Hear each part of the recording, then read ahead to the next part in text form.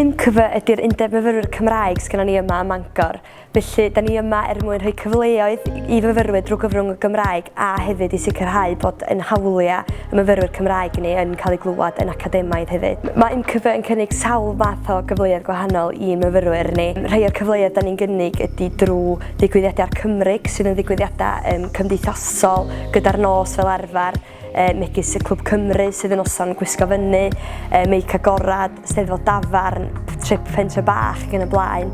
Ond mae gennym ni hefyd gymdeithasa'n hynna'n sydd yn cyfarfod drwy gyfrwng Gymraeg, megis Elwy JMJ, Cymdeithas y Dysgwyr, gennym ni'n bapur Cymraeg yn hynna'n sef y Llef, a gennym ni dim o chwaraeon Cymraeg hefyd.